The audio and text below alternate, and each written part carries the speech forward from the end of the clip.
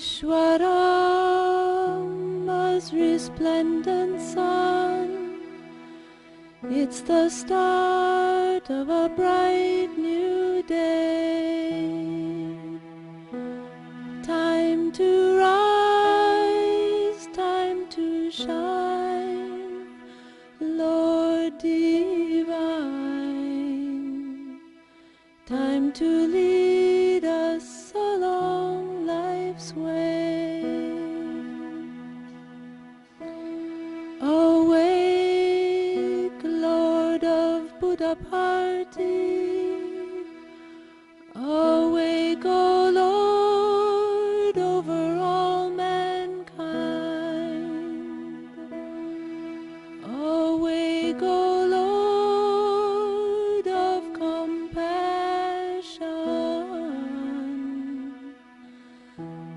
That the world good fortune may find.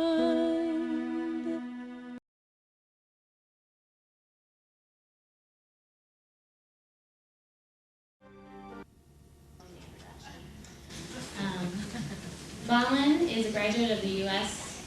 Air Force Academy. In fact, he was the first Indian to graduate from that academy. And he went straight from there to pilot training, where he was chosen to be an instructor pilot. So we were based out of Columbus, Mississippi for 5 years. And there he had a lot of students that came in and out of his life. And people always asked him if he was a part of Desert Storm, because it was only a few years ago, and people want to know if he was part of that war effort. And he wasn't there, but in fact, he probably had about 10 to 15 students that were active in that war who flew and fought for this country. So I say that actually, yes, he was there, and he had more of an impact because he had taught all those people how to fly. But Balan currently is a flight commander at McCord Air Force Base, and he's flying 141s, which is a transport mission.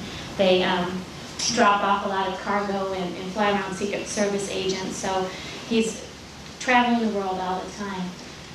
Balan and I have been married for 5 years. In fact, it was 2 days ago that we've been married for 5 years, and he's the one who introduced me to Baba, him and his family. Balan came to Baba, or knew about Baba when he was about 7 years old. A woman who he calls Aunt Wynn is the person who introduced their family. We're lucky to have his mother as part of our family. She's a wonderful spiritual teacher, and she's the president of the Renton Sci Center in Seattle, Washington.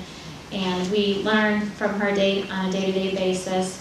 And he's lucky to have her as a mother. I'm glad that I married him, so I have her as my mom too. I think that's about all. I mean, there's a lot of other juicy stuff I could tell you, but I get in trouble later. So, with no further ado, here's Bob.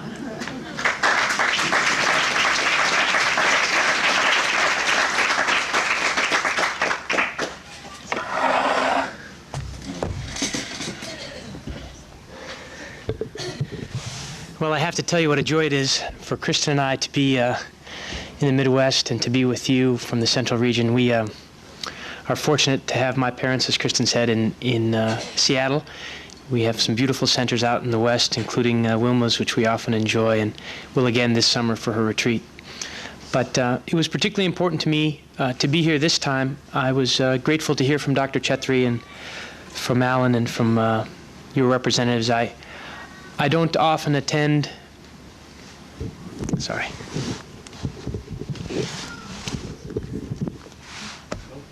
I don't, is that too much? Okay. I don't often have the opportunity to attend these types of conferences, mostly because of my travel schedule, and what little time I have at home is fairly precious with my beautiful wife and family and the service projects that we have going in Seattle. And so it's a rare and wonderful opportunity that I could join you here for Kristen and I. I didn't have really anything prepared. Normally when I have the opportunity to speak to people, it is within a few moments of my speaking that I decide what it is I'm going to talk about. This particular trip was nice because when I heard Dr. Goldstein and Dr. Harvey's comments, I was inspired in a particular arena. I saw the sign that's above your heads, which I thought was a beautiful slogan for us to come together on, help ever, hurt never, and I thought, what a wonderful thing to take home with you. And the challenge has always been for me, and I hope I'll communicate some of that to you today, translating these wonderful leelas and slogans that Baba gives us into actual day-to-day things that I can do to improve my spiritual progression and to shower Baba's grace and his love on those around us and perhaps less fortunate. But before I begin on what I think I'd like to share with you, in fact, this morning is when I put together my notes, and just finishing a few moments ago, as a matter of fact. So please pardon me if I feel like I'm going from one particular topic to another, but that's kind of how this came to me, so I'll relate it to you in the same way. But first, let me say something about these particular themes that we have. The very reason that we come together, I think, of course, Dr. Goldstein and Harvey were kind enough to kind of summarize from a national perspective and from a region's perspective what it is we do together and the purpose of this Psi organization. But I have to tell you that I'm always left with a sense of gratitude when I see the aids that Baba gives us, as if it wasn't clear enough in the Sarvadharma symbol, the principles that you should live by and the things that you should be attempting to do with your life. I'm always grateful when I see another one that I can take with me, like Help Ever Hurt Never, and I wanted to direct my comments to you, the thoughts that I've had of late around that particular theme.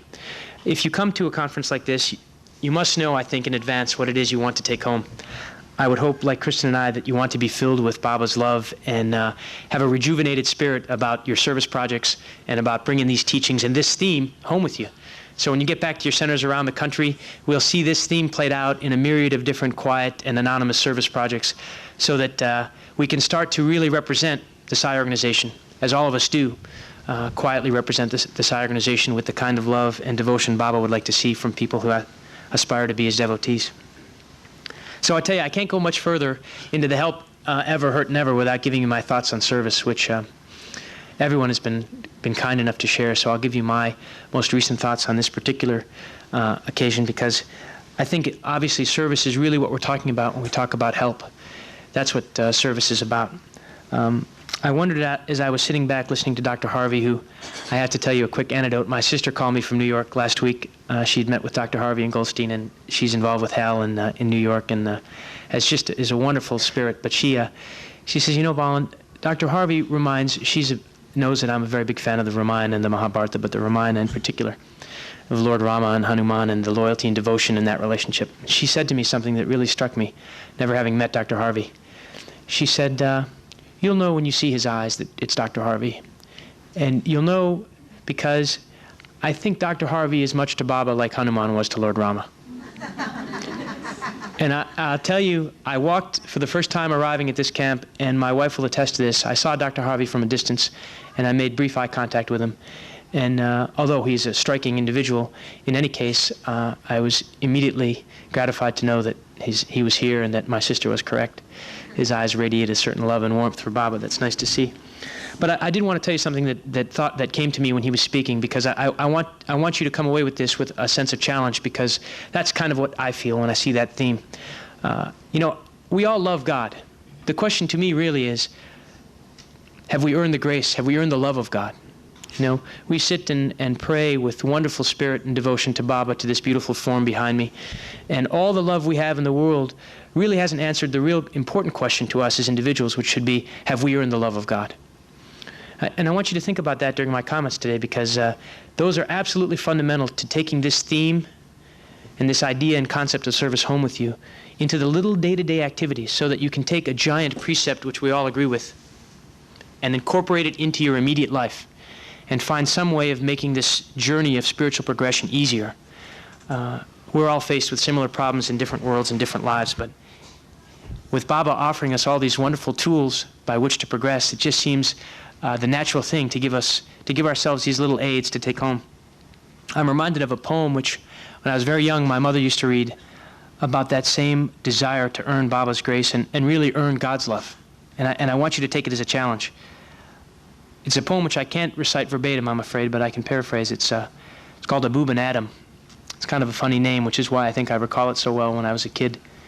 My mother used to read it, and she would just get choked up. I was 6 or 7 years old, and she'd read this, and of course, as Kristen will tell you, my mom is just loads of wonderful poems about how it is you should live. Long before we knew of Baba, those are what I grew up on. But this particular one, it fits this occasion well. It goes something like this. Abub and Adam woke one night from a deep dream of sleep, and saw an angel writing in a book of gold in his room. And quiet but steadily still, Abuman asked the angel, "What is it thou write?"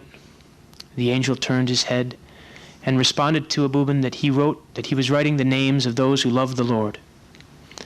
"And is my name one?" "Nay, not so," the angel replied. And Abuman, quietly, but stronger still, told the angel to put him down as one who loved his fellow man. The following night, Abuman awoke to that same angel writing in another book of gold in his room. "What is it thou write this night?" The angel turned. "I'm writing the names of whom the Lord loves." And lo, Abuman Adam's name led all the rest. And I'm sorry, I didn't paraphrase that very well. And many of you, I see the heads nodding, know that poem, and it's far more beautiful if you read it and if you get it to... But the impact, I hope I got across, which was that Baba knows. This divine form, this formless divinity that we call in this form Baba, recognizes us by our actions. I used to say and finally recall the difference between religion and spirituality. Religion is how you believe. Spirituality is how you live. So if there is a desire in you, which I think there is, and in most cases in Sai centers you feel that desire, as I did when I came here, to progress spiritually and to choose Baba, to choose his teachings, then there's some very important things that you have to put into practice in your life. In any case, back to service. I wanted to share with you that because I think it's a divine challenge. This idea that service to others is service to God is really as it's always been. Long before Lord Baba took this form on earth, in countless ages, and the way a man or a person lived was what defined his life, and ultimately determined whether he would progress spiritually or not. From the time of Lord Jesus and Muhammad and the other major religions that you see so beautifully represented in Baba's Sarvadharma symbol. I want us to associate ourselves with divinity. It's a very difficult thing. You see, this concept of it being a very easy path. Nothing really worthwhile is easy. You know, as I do, that your mind is filled with limitations and fears and worries and concerns that we all grew up with, that we deal with on a daily basis. Training the mind and the intellect takes time, takes effort. And as Baba can tell you, as Baba has told us, there are aids out there that can help you do that. And I, on a regular basis, just as I would in my work, give myself aids to help me get through my day and still recall Baba's presence and still recall my favorite prayers and still recall that I'm on a path of spiritual progression, not material progression. It's an amazing thing to identify yourself with the Atma, what concept that is. We grow up thinking that our body is really what counts. All of us have a sense of identity with the body. I tell you, the best testament is this beautiful formless God behind me, Baba, who takes this form. How is it that this Lord of the universe, that his body could age? It's the best testimony to the transient nature of the universe that the Lord of the universe himself, as he incarnates on this earth, this body that he carries with him, this form that he carries with him ages. This body, this Maya, this illusion, this transient universe is what too many of us attach our happiness to. And I'll tell you, I'm the first person, and I'll give you some examples, personal examples in a few moments, but it's a difficult thing to force yourself to attach your happiness to that part of you that's divine. It takes very, very determined introspection. Most of us, the job goes well, we get a raise, got a new car, we got a nice house. Immediately we find ourselves being happy, as if those external circumstances are what caused our happiness. Rather than searching for the inner joy, the reason that we're really happy, and that's from that part of us that's divine. The moment really you attach your happiness to these external circumstances is when you've lost control. When now you're on this cycle that Baba talks about of happiness and dejection, of depression and sorrow, because you have literally let your divine right slip away. Instead, these ropes of attachment around the different things and circumstances in your life have caused you to forget your true nature, your divine nature. I have to tell you that part of this challenge is, and every person is different, of course, but what I do, and I'm going to share with you later on kind of jokingly my top 10 ways to bring Baba into your daily life with this help ever, hurt never, but what I think of is I want to merit his grace. Think about this for a minute. We're all fairly competitive people. I talked to the young adults group last night, and I have to tell you, I speak to a lot of kids, and I get the opportunity in the service to speak to high school groups and college groups and young children from Cub Scouts on up. I don't think I've been with as a talented group of young adults this entire year, excepting only the other times I've been with other young adults from Baba groups. I was sitting with graduates of Northwestern and Purdue and students of just tremendous intellect and character and perception and discernment, and they're young adults. And how I envied their, in a good way, their presence at that age, having Baba so solidly built into their character and taking on this life. And I thought, I passed to them as I passed to you this idea as a competitive, outgoing, success-oriented, want-to-achieve individual, channeling that same desire to succeed in your spiritual progression. You know, desire God in the same fashion and manner that you would desire to remove a burning coal from your chest. With all the force of your will and being, that's the force with which you should pursue Baba's grace. Merit his grace.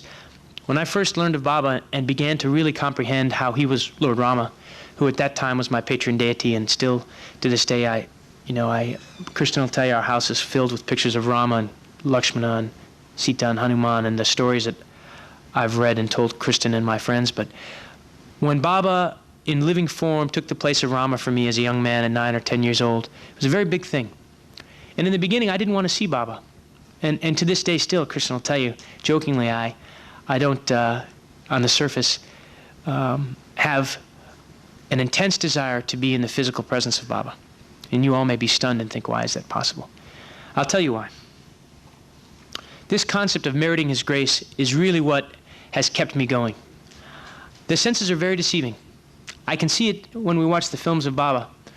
When you watch Baba give his divine grace and orate divine energy and love to people, your heart and your mind and your eyes and your sense of self longs for that same attention, that same personal, that interview rather than the interview, that the kind word from Baba. How come Baba hasn't recognized my presence? He hasn't looked my way. I see people coming back from darshan dejected because Baba didn't glance at them. And Baba came about 6 feet and I could have dived, but the Sabadal was there. And I almost got his feet, but he looked at me. Did you see that? And the natural human instinct is to say, oh yeah, he was looking at me the whole time. You know, you want to come back. You don't want to come back from Prashanti Nilayam. You know, I tell you, the first time Kristen and I went, I tell you that Baba, he teaches me one lesson after another. But Kristen, who's very kind of calm and very thoughtful, and I'm kind of jovial and laughing, and in my mind I know exactly what's going to happen. Baba's going to come right out, walk right to her, totally ignore me, and it'll fulfill. And sure enough, just as I predicted, Baba comes right out, gives Kristen pada namaskar, and not so much as a glance. I don't even think I saw his ear. I mean, I saw the kind of the blur of the robe. You know, I see him. But what I'm trying to tell you is that your senses are your form of attachment to this world. You know, the eyes and this feeling of love that we have toward this form. I see it when I hear bhajans. You know, I feel the love that everyone has for Baba. But I have to tell you, the way you really manifest that love is through service. Don't think for 1 minute that the love of God and the bhajans you sing can take the place of putting into practice the Lord's teachings. It just can't. You know, Dr. Goldstein talked about love and the different levels, and I'll address that, my view, and share with you my comments on that particular subject in a minute. But I didn't want to see Baba initially because I was concerned that I would naturally be desirous is the right word, of affection from Baba. I want him to recognize my soul, I thought. So in the beginning, for the first few years, I didn't want to see Baba. I thought, man, if I'm going to do this, I want to earn his grace. Let me tell you a little bit about who I call Mom and Dad, because I think it fits into my merit his grace. Take that with you. Believe that you need to earn Baba's grace. What a challenge. First, what a blessing that you know about Baba and that in this age you're familiar with in perhaps the most powerful incarnation of the Lord that has ever existed in any age, if you can comprehend that. That's first. So be thankful.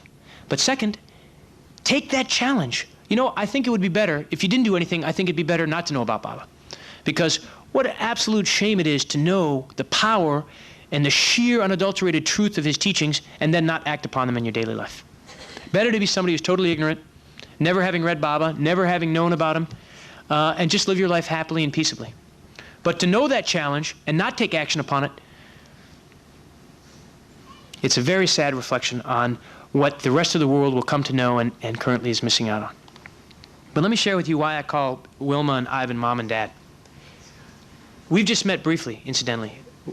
Mrs. Bronchi, Mr. Bronchi are very close to my family. My mom considers her a sister and a fellow devotee, and I use that term devotee decidedly because I think it's something you need to come to grips with. I've come to grips with it, I think, and I'll share with you my view on that word devotee because it's a big word, and it's used oftentimes casually.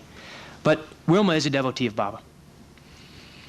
Before she ever knew about Baba, she lived by the same tenets and principles that he set down. This is nothing new to her, help ever, hurt never. She doesn't need it in words because she lived it. Is there any reason that when Wilma Bronchi goes to see Baba, he showers grace and love upon her and the people that are with her? Is there any question in your mind, knowing that she's raised 260 children who needed homes and needed someone to love them and give them the grace of God and the sense of self?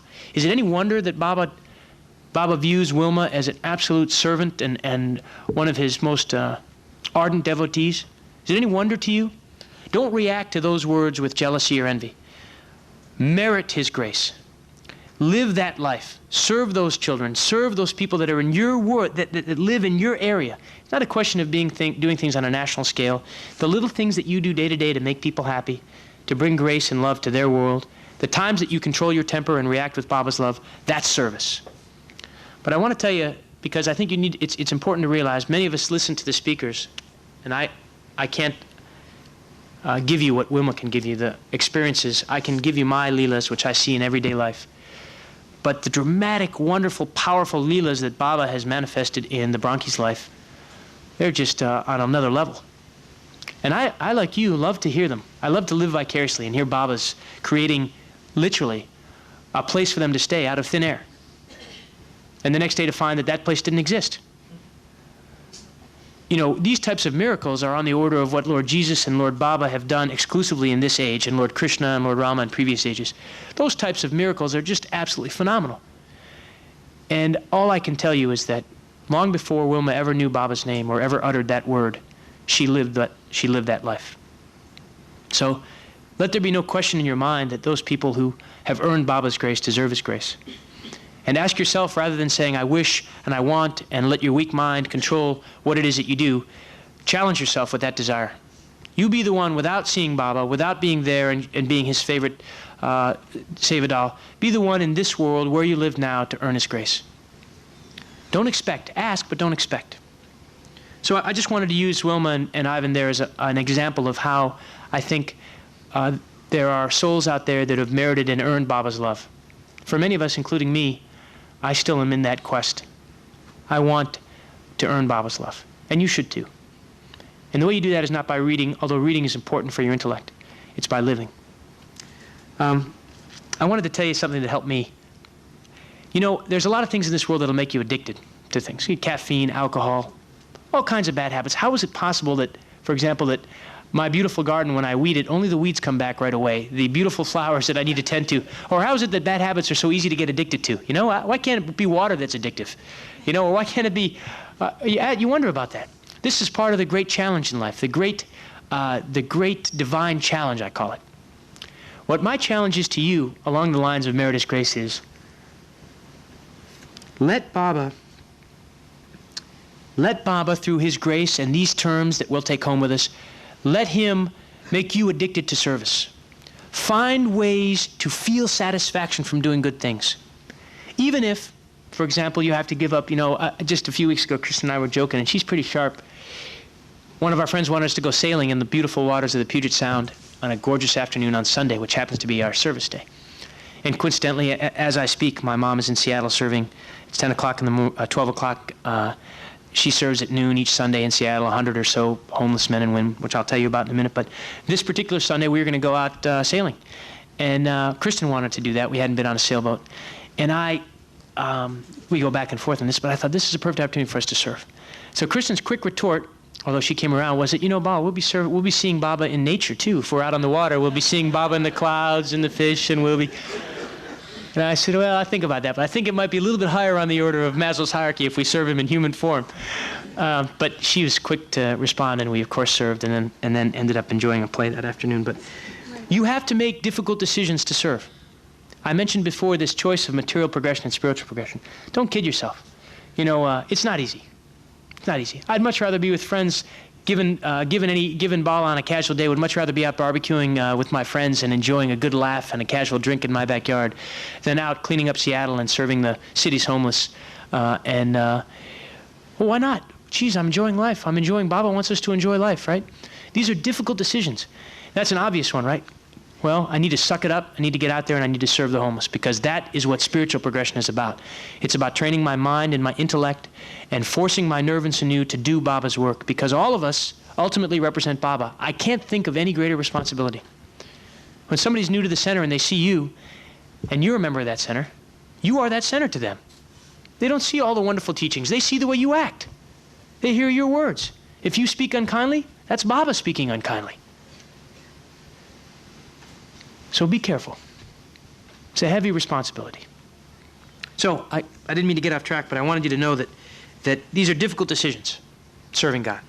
And I challenge you to take that with you. I imagined when I first came into Baba's fold about service that I was serving God. I thought, it's very easy for us to externalize. Dr. Goldstein talked about criticism and judgment. Boy, it's one of my pet peeves.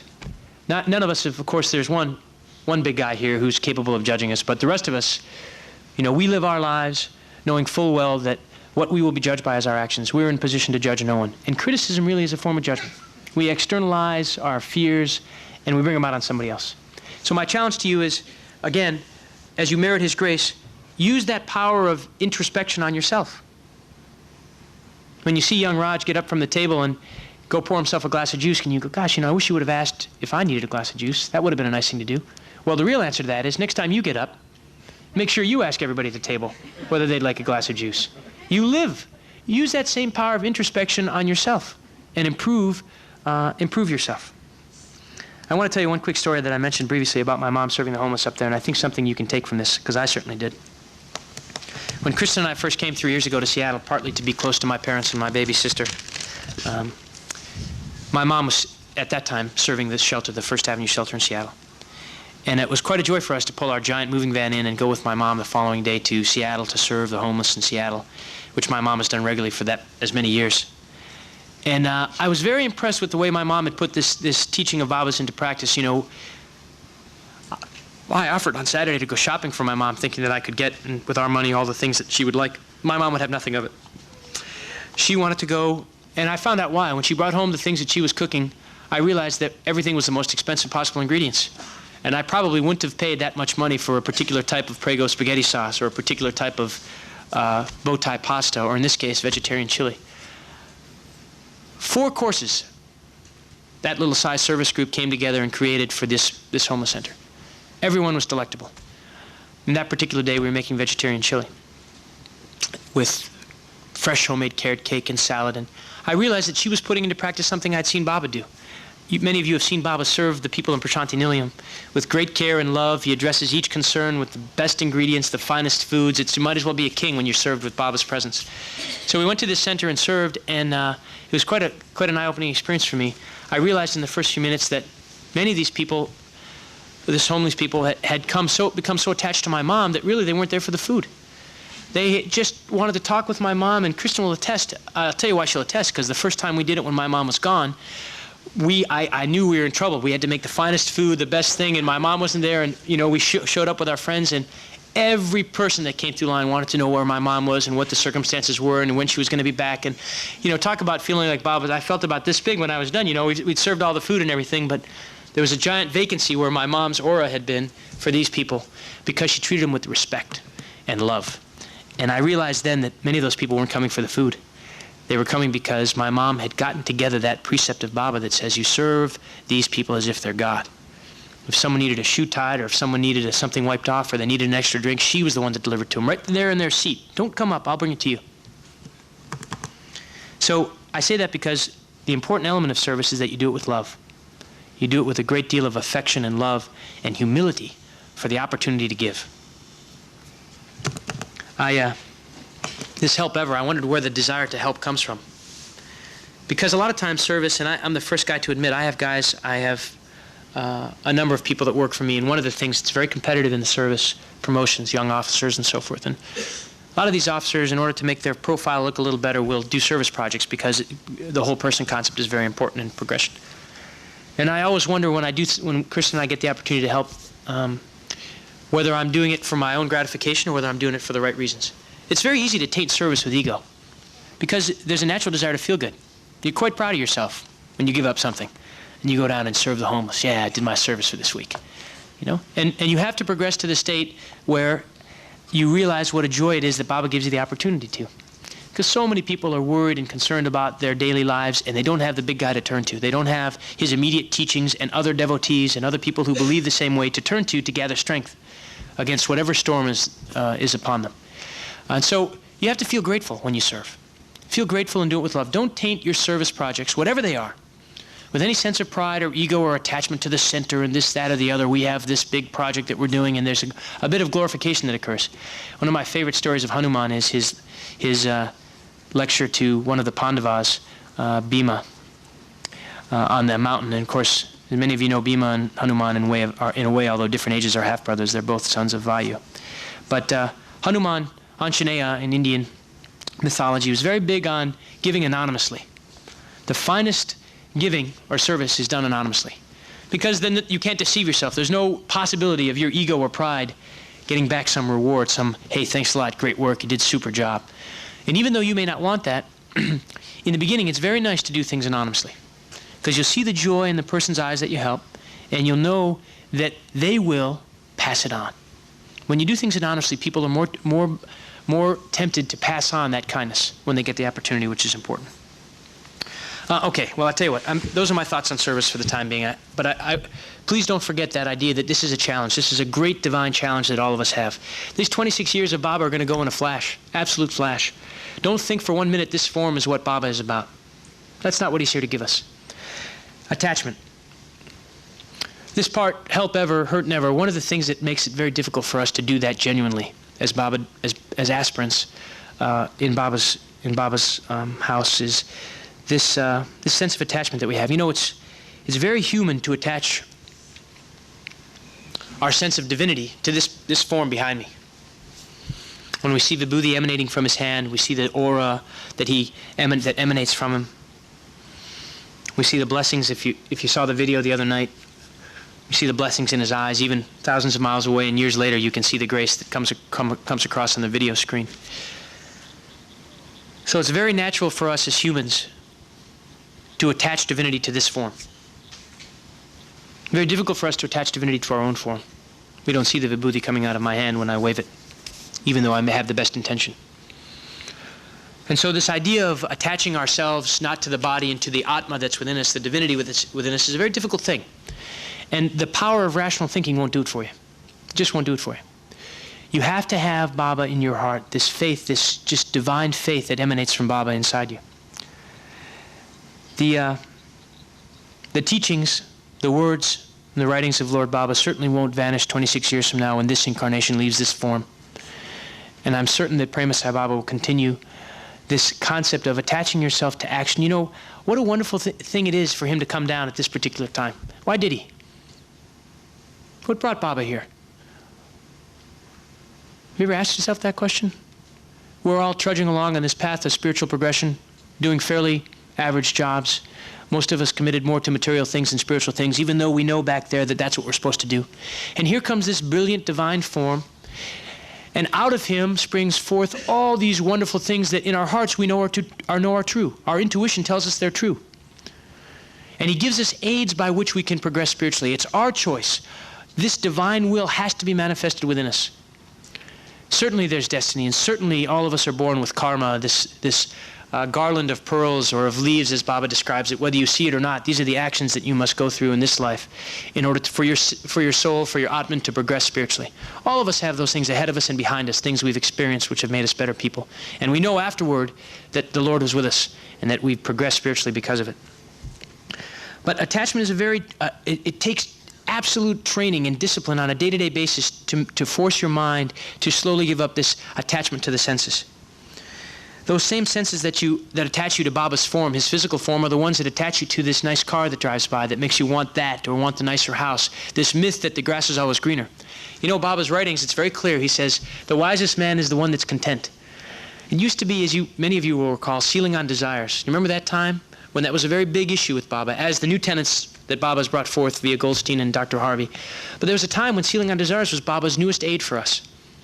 Because what he was trying to tell us, I think, was that those desires manifest themselves.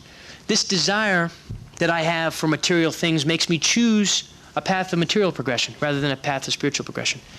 And he says in several writings, the most recent of which I read in Al Drucker's book, the Bhagavad Gita, Discourses by Baba on the Bhagavad Gita, but there's a very specific story in there of Baba. This wisest man is one who's content. And what's contentment?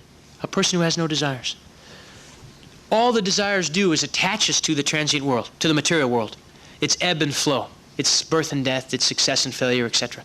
Attachment to the Atma, of course, is what allows us to transcend that, this attachment to the changeless form as opposed to the one that is subjected to Maya. So I'm going to get to my top 10 in a minute, but I got to tell you, there's a lot of things that we may not understand, right? I mean, gravity existed a lot of years before anybody could explain it. You still walked on the earth. Balls still fell when you dropped them, even though you couldn't explain it. Like that, this divinity that's inside you is there. Whether or not you want to tap into it, whether or not you recognize it, whether or not you want to be a part of it, is your choice. It's there just the same. And I'll tell you how you know. Many of you, even in these groups, have met people, and intuitively, in the first few moments that you meet them, you know there's something about them. You don't have any rational reason to believe that. You don't know their background, where they're from, what they believe. But in a few moments in gatherings like this, you'll meet people, and you'll know them better in those few moments that you know in other people you've worked with for years. Those are direct precepts from your soul, that intuition. See, intuition, direct precepts from that divine spark, that Atman, can occur. The problem is most of us on a day-to-day basis are clouded over by emotion and attachment and desire, and all of a sudden this beautiful shot from Baba, this divine spark that comes to us gets clouded because, well, I really want that car, and I got to do what I need to make that happen, and all of a sudden our attachment and our emotion clouds those direct precepts. That soul of yours is there and willing to give you the right conscience, I think is the term Dr. Harvey mentioned, and this sense of conscience, those are direct precepts from your soul. That's what you need to try and cultivate. Try and cultivate that relationship between your intuition, your divinity, and yourself, so that when you get those precepts, you can act on them. They're not clouded over by your attachment to whatever it is that you're involved with. And divinity is there. It's a question of how you tap into it and when you tap into it. But I have to go back quickly to a question that Dr. Goldstein responded to, and I wanted to share a story from Indian mythology, if I may. And I know that there are some great students of Indian mythology, and many of you have had the opportunity or may not have had the opportunity to read the Mahabharata, but there's one particular story that Baba relates that I like. And as it relates to the question Dr. Goldstein was asked about why Baba doesn't just cure everybody. Why do we have to go through this big search? I mean, he's God. And I have to tell you that avatars throughout the ages have been faced with those same questions. Lord Krishna, of course, in the Mahabharata was the catalyst, as Arjuna had a faint heart, for this war between family members, literally, if we translate it into this world. But this epic battle between right and wrong. And Krishna, of course, knew, as Baba does, that he was divine. He's Narayana. And many of the people involved in that epic battle knew that Lord Krishna was Lord Vishnu. So why did it take place? Why did people die? Why do things happen? Part of the problem is we associate death and life with the body. Baba doesn't. He associates us as individual souls, whether you're a child who's 4 years old or whether you're an adult who's 50 or 60. To Baba and to the Lord, I think, this divine formless being, you are an individual soul with individual things to go through and choices that you make to progress spiritually or not to progress spiritually. So I want to share the story with you because the question Dr. Goldstein was asked, I thought he answered nicely, but I wanted to share with you this story about Karna, who's one of my favorite characters in the Mahabharata and a beautiful soul, the eldest of the Pandavas, although for much of the story of the Mahabharata, he's not aware of that. And this goes to why Baba is, as an avatar, this eternal witness to how we live. In the course of this epic story between the Kauravas and Pandavas, and I will give you a little bit of background for those of you who haven't read the Mahabharata, but in the days before this battle for the kingdom, supposedly, the Pandavas have returned from exile, and they are ready to inherit their portion of their rightful kingdom, which their father, King Pandu, had left them via his brother, their uncle. Their cousins, the Kauravas, sons of this powerful king, have a great deal of enmity for the Pandavas, who, in the story of the Mahabharata, really represent right conduct and righteousness, as Rama did in the Ramayana. But in the precious moments before this war is about to take place, Lord Krishna, who has agreed to act as an advisor to the Pandavas prior to this battle, his Yadava armies are aligned on the side of the Kauravas, and he is going to act as Arjuna's charioteer during this epic battle. And many of you know, of course, the Bhagavad Gita, which is the conversation between Krishna and Arjuna as they face each other on the battlefield. The armies assemble, and Arjuna loses heart. But just prior to that, the night prior to this giant battle, the assembling of the armies, Krishna advises the Pandavas, the eldest Yudhishthira, that he will act as their emissary to the Kaurava camp. And in one final attempt, although Krishna knows, of course, as Vishnu, the outcome, in one final attempt will attempt to assuage the Kauravas and have a peaceable solution. So, although Yudhishthira and Arjuna and the Pandava brothers are very down about the prospects of Krishna being successful, Lord Krishna, who is playing a part in this divine play which he's orchestrated, even as Baba plays a part in his divine play that he's orchestrating with us, Krishna decides to go to the Kaurava camp. And of course, upon his arrival, the warriors are assembled in the great court, and Duryodhana, who is the eldest brother, is filled at this time with the spite and hatred of the Pandavas, and he is just rising his warriors to the battle tomorrow to destroy the Pandavas' armies. And here Lord Krishna comes as a king to assuage the Duryodhana and to try and make peace. And Duryodhana, of course, will have nothing to that. In fact, his father, the king, tells Lord Krishna that although he would like very much for this to end peaceably, that he sees no end to it, because Duryodhana now is running the kingdom, and he asks for Krishna's blessings, and Krishna grants the king his blessings. But to Duryodhana, Krishna says that the Pandavas will happily split the kingdom, and there's no reason for this battle. And of course, Duryodhana responds with spite. And in the side of this great court, one of Duryodhana's brothers, Dushasana, who is just filled with spite and hatred for Krishna because he thinks of Krishna as a bit of a coward, not wanting to take up arms with the Pandavas, decides that he's going to ambush Krishna on the way out of the court with his fellow warriors. Imagine ambushing Lord Krishna, but poor guy didn't know what the heck he was thinking. But so he incidentally is the one that has drugged Draupadi by the hair when she was lost in Game of Dice. So he has a lot of things coming from the Lord Krishna. But in any case, he decides that this is the time, the moment of his life, he wants to go out in a blaze of glory, that he's gonna take care of Krishna once and for all, who's come here on behalf of the Pandavas. So the word spreads quickly in Krishna's charioteer, of course, when Krishna finally leaves the court, and Duryodhana, and by Duryodhana's side, incidentally, is Karna, which is where the story is going, although I wanted to give you a little detail. Karna watches all this with passive restraint. He's loyal to Duryodhana for a number of reasons, which we won't go into, but he knows Krishna. And he sits quietly by as Duryodhana rants and raves about the Pandavas. So Krishna goes to leave, and his charioteer informs him, and Krishna blesses his charioteer and says not to worry, to the chariot. And sure enough, as Krishna leaves the court, here Dushasana and several warriors fall upon him, and in a few moments the swords are drawn, and Dushasana, filled with spite and hatred, curses Krishna for being such a coward and not taking up arms, and he's cowardly, da-da-da. He gets the last sentence out, and Lord Krishna, the arm of Lord Vishnu rises from Lord Krishna, and here is the discus of Lord Vishnu, and just as quickly as light can flash from a strobe, the discus has severed the head of Dushasana and back to Lord Krishna, and his arm comes back down into his body. And Lord Krishna's words are, from all the time of your life, from the time you've insulted Draupadi to now, this is the time of your life. And Dushasana's soul, they say, bounces on the ground and enters Lord Krishna. You can imagine the rest of the warriors as Vishnu's arm extends from Krishna and severs the head of Dushasana. Karna, of course, witnesses part of that as he's leaving the court. Krishna takes his charioteer and heads back toward the Pandava camp. And in the dusk, as Krishna describes it, as Lord Baba describes it, here in the dusk, as Krishna's arriving at the Pandava camp, he's overtaken by Karna in his charioteer. And Karna, of course, at this time has said nothing during the court and during this entire gathering of the Kauravas. And he approaches Lord Krishna and immediately bows and addresses Lord Krishna as Narayana, as Vishnu, which no one in the Kaurava camp, of course, does. They all think. But Karna, his soul is so pure that he recognizes Lord Krishna as Vishnu.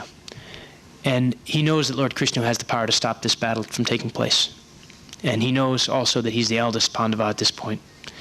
And Krishna tells Karna that the Pandavas would happily turn the kingdom over to him as the eldest brother. Yudhishthira would happily relinquish his claim to the throne for Karna. And Karna, and Krishna is really testing Karna. Karna responds with great love and adoration for Lord Narayana. He says, Lord Narayana, let me do my duty. Let me accomplish, I will not harm any of the Pandavas, but he knows that it's his destiny to do battle against Arjuna. And he knows Krishna is just acting out his part in this play. But he wants to make sure he has the blessings of the Lord himself. And Karna recognizes Lord Krishna, Baba says, because of the merit of his good deeds. Over the course of his life, Karna has done such good things. He's the embodiment of generosity and humility and honesty. And literally, the merit of his good deeds, as Karna leaves Krishna and Krishna gives him his blessing. And back to the camps, and this, of course, the Bhagavad Gita takes place the next morning when Krishna reveals himself to Arjuna to keep a strong heart. In fact, 10 chapters of the Gita, you hear Krishna listens to every concern of Arjuna's before he rises up and reveals himself as the Lord, omniscient Lord, and tells Arjuna to take heart and to do his duty. Just as I see as our duty as representing Baba's teachings to the rest of the world, Krishna saw Arjuna's duty as following through on his obligation to his family in going to battle. But Karna, during the course of this battle, Arjuna approaches Karna in battle. And Arjuna, mind you, does not know that it's his eldest brother. He thinks Karna is the son of his charioteer, as the story goes. And he's absolutely awed by the ferociousness and aura that Karna carries with him. Just their weapons seem to turn to absolute flowers as they approach Karna. He sees Yudhishthira do battle, and Yudhishthira is humbled in front of Karna, but he sees all the weapons just literally in his eyes turn to flowers around Karna. You can imagine how it shakes his confidence. And they stop for a moment in the battle and watch Karna as he maneuvers around and takes issue with the different battles. And Krishna, Arjuna turns to Krishna just marveling. He says, Lord, how is it that I can do battle with him? And Krishna turns to Arjuna and says, Arjuna, not even I, the Creator himself, could harm Karna during these hours. The merits of his good deeds and blessings are simply too powerful.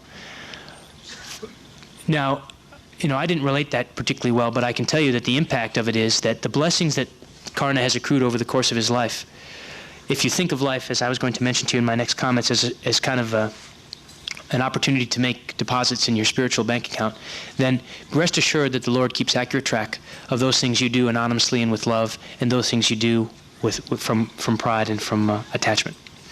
Anyway, I wanted to share that story with you. I don't know why it came to me and I put that down, but Karna is an excellent example for the kids as how to live. The service to others and service to God. There's one last thing, and I know I've already run along. I suspect we're probably coming close to my time, but I wanted to share with you about this. I'm still on my help ever. I'm going to get to my hurt never in just a minute here. And you guys are laughing. You're falling asleep. It's time for that 10-minute break, huh? Well, not yet. Stretch your legs in a minute, by golly. Yeah, the top 10 is coming up. That's right. But I have to tell you, I want you to think about something that I had to think about, I struggled with. And I'll tell you how this happened, because it was a little Leela in my life, and I get them every day. And you do too. Just a question of you finding them. But in this particular one, I was flying across the Pacific Ocean after a very long day of aerial refueling. I had a number of very important people on board, the president's team. And we were heading to a location that required us to be, literally it was a 24-hour day. And so, as is the custom when I'm over the water, the Pacific Ocean in particular, very long, powerful ocean, and I do some of my best contemplating of Baba over this ocean at night. So I instructed the crew that I would take over, and that although it requires 2 pilots to be awake, my second pilot could sleep nicely in his seat, and the navigator could sleep. And I would man the station and watch the beautiful stars and ocean, just pitch black and beautiful stars. And I found myself thinking about Baba and this divine challenge, and I thought about where I was going and what direction. I really was marveling at creation. Baba says there are more stars than there are blades of grass, and I believe him. I've been over the Pacific, and I can tell you there's a lot of stars. But just that to contemplate the magnificence of this creation, you look at this form, and it's just so awesome to think that the entire cosmos rotates in his hand. By his will, all these stars are in position, and you and I are here. What worry in our life supersedes that knowledge? What concern that you have warrants forgetting that you're potentially divine? What is it? When you think that this divine being has manifested this entire universe, the trees, the waters, the power of the Ganges, the beautiful oceans, the myriad of creatures on this earth, and you're concerned because someone said something to you that upset you. What have you lost? What have you given up? The powerful story in Indian mythology, again, about a sage that visits his king, and I'll keep it succinct, but the king, is that possible? That's what you're saying, right? I will. This king was very, very proud of himself in receiving the way he received the elders of the sages and so forth. And of course, in this particular instance, all his court was assembled as one powerful sage approached. And although it was not Vashishta, I will use his name since it's easy for me to pronounce. The sage Vashishta came into the court, and the king, of course, greeted him with all grace and circumstance and pomp and said, "Oh, powerful seer, you have given up all the riches and beauty of this world to pursue divine, you who've sacrificed everything." Just goes on and on, kind of like me, about how much this seer has given up, and in his own way, kind of, patting himself on the back for all the riches he'd acquired in this magnificent kingdom that the sage had given up. And the sage quietly, and I say Vashishta, but quietly blesses the king and says, "Oh, king, it's really you who've given up the divine kingdom of service and of love and of humility and all the real riches of the world. Not the transient things that you see here before you, but the real riches are the ones you've given up. It should be I who is receiving you," and saying how sorry I am that you had to give up this. The real riches of divinity for the transient world. So, that's kind of a little parable to think about when when you're concerned about the little worries in your life and whether you'll get the next raise or not. Okay, so I'll tell you what. I want to get... Wait, you're flying? Yeah. Oh, flying. God, here I go. Kristen keeps me on track. I'm flying along in the middle of the Pacific, and across my radar screen, this is a gospel truth. Baba, I'll never forget this in my life. Although I've had plenty of Leelas, this one in particular stands out. Sorry. I wanted to get that story in. This particular instance, I could not believe it. I'm contemplating Baba, and I'm kind of laughing. I like to joke with Baba, and I'd made a particularly funny joke, I thought, about Baba. And here across my radar screen, which projects sweeping band and projects if there's serious weather out there, many of the people who fly will recognize this, but here across my radar screen comes SAI, with a little nav aid.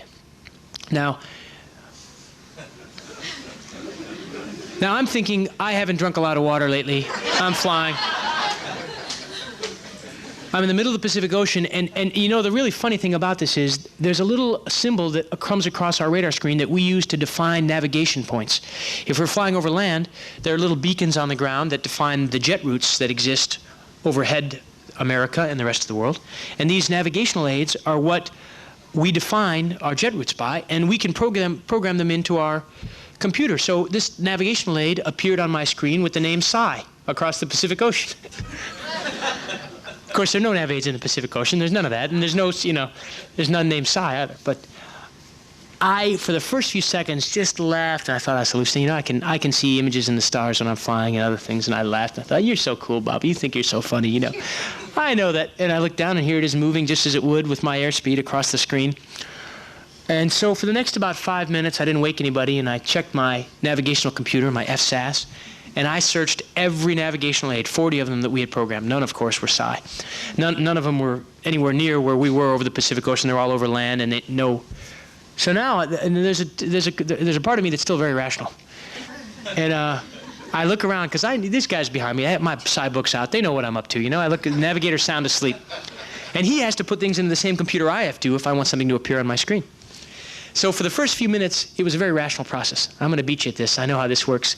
And then about the 4th or 5th minute, I realized, what a wonderful answer to my little prayer. I'm not going to share this right now. I'm going to keep this and enjoy this. And for the next hour, I watched Psi just move across my screen into oblivion. Never found it, never know what happened to it, never knew why it was there, other than to say that Baba gave me a little Leela to help me along in my spiritual progression. And I shared that with Kristen, and she just thought that was the best thing. She's always concerned about me flying, but I told her that Baba's in my computer, so she doesn't have to. she doesn't have to worry. But that was my little Leela, and when those things happen to you, you got to really record them in your heart, because those are the obvious ones. So from there, you go to the not so obvious ones. Okay, well, so to help ever, you have to recognize divinity in all beings. You really have to start to see Baba in all things. Hurt never is really one I want to spend time on. I know I've spent too much time. All right, don't worry. I'll give you back the mic eventually, man. Okay, we got time. 10 minutes, okay. Dr. Goldstein said something that made me react, and I wanted to share it with you, and you take what you can from it. But the way, in my mind, that you become a vegetarian or you pursue some other spiritual tenet that Baba has set down. We are not like light switches. You couldn't wake up tomorrow, I don't think, and say, I'm just Maybe if you were very, very spiritually advanced and very powerful, you could turn your intellect and mind around and change your whole manner of living. If you grew up on a farm and so forth, it's very natural to have chicken and beef and fish. But I'll tell you something that helped me. One of the things you have to do is start to see divinity in all beings. The manner in which you lose, I think, the desire to eat steaks and chicken and so forth is not because people who eat that are inherently bad. They're not. I know of stories where Baba has told people to eat meat. So what's up with that? Well, that was his personal guidance to them at that particular time in their life for whatever reason, so don't generalize from it. No doubt that Baba's tenet about being vegetarian is exactly where he wants us to go as aspirants.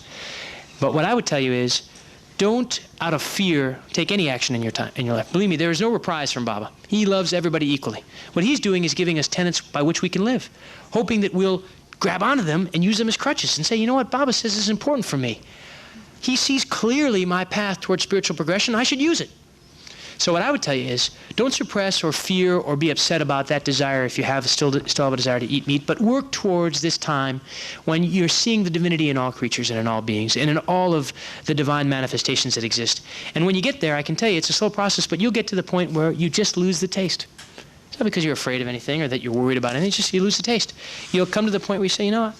I do see Baba in these different creatures. I do see Baba. And it's not that those of you who do eat meat don't see Baba. It's just a question of your mind and intellect coming together and realizing that Baba exists around us in all forms. Remember, as I said, the best statement of a man's religion is how he lives. And that we all have to really try and live Baba's message. So as he comes down with sealing on desires and, hey, the new hot items I wrote down, this vegetarian criticism and service. These are the new ones they should be on your radar screen if you have one in your mind. These are the things that Baba thinks is important now. How can I direct my life toward making those things happen for me, for this individual soul? Okay, so I got to tell you, as this awesome sense of divinity overwhelms you with Baba's form, and as you start to feel Baba inside you and you reflect this kind of divine energy and love, I wanted to share with you a couple thoughts before I close on these new tenets. We talked about being vegetarian and how I feel that you approach that. I think ultimately, you and Baba have your own relationship as individual souls, and you reconcile where you are along that path with Baba and work towards that goal. But do it with a smile on your face and joy in your heart. Don't do it with any fear or upsetness or concern that you're not where someone else is or where you need to be. Be happy. That's what Baba would like, is for us to be content because he loves us. On criticism, I want to share with you one thing, and that is, it's very easy for us to externalize things. If you're good at criticizing others, the quick way to remedy that is start criticizing yourself. See how you feel. You just don't realize how words can hurt others. My mom reads a poem called Drop a Pebble in the Water, and on any given day you come into contact with several different worlds as you go through your day. All of us live in different worlds. We'll go back from this wonderful gathering to the worlds that we live in, and we'll share ourselves a little bit at a time with other people. And as you come into contact with another person's world, I want you to make them feel a little better for you being there. Drop a pebble in the water. Instead of saying something unkind, say something kind. Do something nice. Leave that person, just that moment, that precious moment, with a smile on their face. And you know what? It'll change the rest of their day. You can't believe one unkind word can ruin a person's whole day. And what does it cost you? What does it cost you to hold your tongue when you want to say something unkind and instead center yourself and say something with sweetness? What does it cost you? So criticism, use that power of introspection on yourself. So I had this last thought on service. I like the lotus. The lotus, it's beautiful. It sits in the middle. And I wondered this morning, when I saw a picture of a lotus, I thought, Baba uses a nice parable about it. Of course, Baba's full of wonderful parables. When you're the king of the universe, these things come easy to you, I suspect. But the lotus is a wonderful thing. It rises from this murky depths, and it blossoms on this beautiful water. Just the absolute, just the most beautiful thing that the Lord could have created. Its leaves repel the very water that it grew from, And I thought, gosh, I know that Baba has talked about this parable of being like the lotus. You come from this world, and a lot of people, when you go back to your jobs and your schools, they don't have the same sense of character and value paradigm that we have as aspirants of Baba devotees, and it'll be tough on you. You'll be around people who are negative all the time, and you'll be around people who are competitive. You'll be around people who are petty. And the natural inclination will be to fall right back into your old regime of taking care of yourself. But I would argue that path of spiritual progression is the one that we're on. And that means being nice to to people who are being petty. That means being kind to people who are being unkind. It means showing love to those who would otherwise show you spite. That's the way to merit His grace. Let me close with something the guys that Kristen and I got to speak with last night, and we were really speaking as equals last night, all the people that I say young adults, but we all had something to contribute. I was joking that I think that there's, Kristen's laughing at me because she really wanted this, but I was thinking yesterday and this morning, the top 10 ways, many of you watch David Letterman, right? His famous top 10 list. And I thought, all these wonderful sayings around here and paradigms that we all believe in, how do I incorporate that in my life? What do I take home with me other than this sense of zeal to do Baba's work? I got the sense of zeal. Now, what little tidbits, and you need to take it one tidbit at a time. Tackle one bad habit at a time. Do one good thing at a time and get good at it. Your mind will slowly change. Your psyche will slowly change so that you want them. You need them. You need to do good things. I don't want to go boating. I want to go feed the homeless. All of a sudden, it won't be such a loss that you're not out on the water with your friends. They can have all the beer they want. I got better things to do. Because that's your paradigm now. So I thought, Kristen jokingly said, Bala, I think you should do a top 10. So I'm going to tell you Bala's top 10 ways to help ever and hurt never. And I hope you can do it on a daily basis. You can take one or two and say, today this is important. So this morning I wrote these down. You tell me what you think. But number 10 was, think of others first. There's lots of times whether you're eating or whether you're going somewhere and you get in the car and you got a great seat, you're in the front seat and you see some elderly person or someone that maybe that you care for walks by and you're on a bus and you're going to be the one to have to stand and I'm just going to quietly sit down and look down and I think of others first. I tell you what, it's a quick fix. It's a quick high for service if you can think of other people first. Do something not because they're going to praise you, but do something nice for someone just because you have the opportunity to. So that's number 10. Number 10 was think of others first.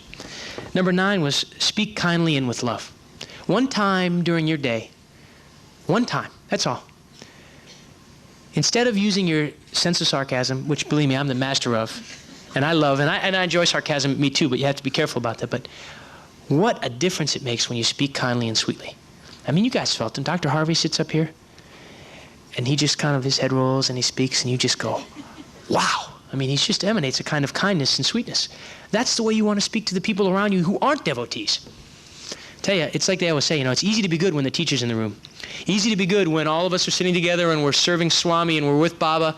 But, when nobody's looking and you're back at work and there's not a side devotee within about 10 feet and somebody says an unkind word, that's the time you got to say, hey, wait a minute. I'm not going to respond to that cheap shot. I'm going to keep it to myself and I'm going to smile and I'm going to greet them just like it didn't happen. And you'll stun people. You'll just absolutely stun people. They'll say nasty things about you. They'll criticize you or whatever. And you respond with sweetness and love, and they'll be flabbergasted. They won't know what to do.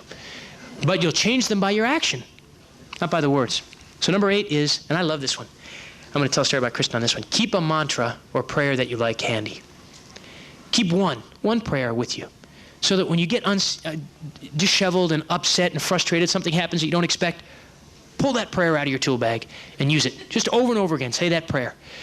Bring yourself back to center. Find out who you are again before you respond to whatever it is that's bothering you. Lots of little things happen. You don't get the right position. You don't get the right job. Or somebody says something where you're in a position where you have to defend yourself and you want to respond with the same kind of hatred, or not hatred, that's not the right word, same kind of personal feeling that the other person responded with. What I challenge you to do is pull that little prayer out and center yourself before you respond. Because if you bring your mind back to Baba, and you're contemplating Baba, the sweet words will follow. When Kristen was in the University of Wisconsin and we were first had met, I was at the Air Force Academy, and I just graduated that summer, and Kristen was still in school, and I was in Pennsylvania. And she called me. She was walking to work each morning in the snow, 4:30 in the morning to serve. She worked her way through school, and it was a very arduous, okay, I got to go. It's very arduous, so I got 6 more, I'll be done. Very arduous walk every morning, and she was very worried and concerned about this walk. So I gave her a little mantra, which was one of my favorite when I was growing up. It was Rakshe Dham Rama Lakshmanam. Just a mantra to ask for Rama and Lakshmana's blessing to be with them. And Kristen latched onto that thing. She was fearless. She would walk to work every morning, 4:30 in the morning, blowing snow. She would just be all smiles and laughing. Everybody else would be concerned. And she keeps that mantra to this day. Have a prayer with you. It'll bring you back to center. Practice inner satsang. This is outer satsang, right? We go to Baba groups. We have great company with people. Practice it inside. Keep good thoughts in your mind. Keep good thoughts and prayers in your mind. That's inner satsang. Keeping Baba's presence with you inside. That's powerful. That's number 7. Number 6 is look for the leelas in your life. On a daily basis, find one little thing Baba did. Used to be Kristen would call me, she'd have an accident, crying, I had an accident, I say, hey, no problem. Now she calls me, laughs, she says, you should have seen what Baba did today. I'm the guy that has to ask, how's the car, what happened, give me the details. She thinks she's just, oh, Baba this and Baba that. Kristen, how's the car? What happened? So look for the leelas and look for the Baba's leelas in your life. Stop living vicariously. It's a wonderful thing to live vicariously through other people's experiences. Find Baba in your life. The 5th I said already is merit is grace. Approach this as a big divine challenge. Every day ask yourself, and you got to make a tough decision, am I pursuing spiritual or am I pursuing material? That's it. Bottom line, that's what your purpose on earth is. The 4th of my top 10 is, remember this term, precious time. Time is just an incredible thing, how rapidly it vanishes. And it's the testimony. It's the book. The book is written. Time passes for all of these transient beings in this entire world. And so ask yourself, what have you traded for these precious moments? With your parents, with your siblings, with your friends? What have you traded for those moments? Good thoughts, I hope, good words, kind actions. Don't be the kind of person who at the end of the day wonders how he wasted his day away by crying over spilt milk or worrying about things or being upset. The day's too precious. I've had too many friends die and pass on to Baba in flying accidents not to know this truth. Live every day as if it's your last. Tell each person that you love them. Serve with the full fervor of Baba's love, because it may be. May well be. Number 3, make a deposit in your spiritual bank account. I like this one. You go through life, you either make withdrawals where you serve yourself or you make deposits, little blessings. Find something nice you can do. Write a note to somebody. Say, hey, thanks. And think of it as a little deposit you made. If it gives yourself a little sense of happiness, eventually you won't even need that anymore, but make a deposit. One step toward you. Number 2 is give the fruits to God. A lot of our worries come from when we do something, we don't know what the outcome is going to be. Whether it's good or bad. If it's good, we're elated. If it's bad, we're depressed. Don't do it. Get off that merry-go-round. Everything you do, if you have to go to work and you chop rocks, if you have to go to work and you fly, if you have to go to work and be a janitor, whatever it is you do, that morning in your morning mantra or your morning prayer, you say, Big Guy, Lord Baba, you take the fruits of my labor today. Everything I do with your presence and with your love. You do that, and soon you'll find yourself detaching yourself from the outcome and the result, and you won't be attached to happiness or failure. And my final one, which is my favorite to close with, is be happy. There's just nothing better than seeing someone with a smile on their face to orate love and happiness. And remember, we all represent Baba. What better way to do that than with a smile? Thanks. Sai Ram.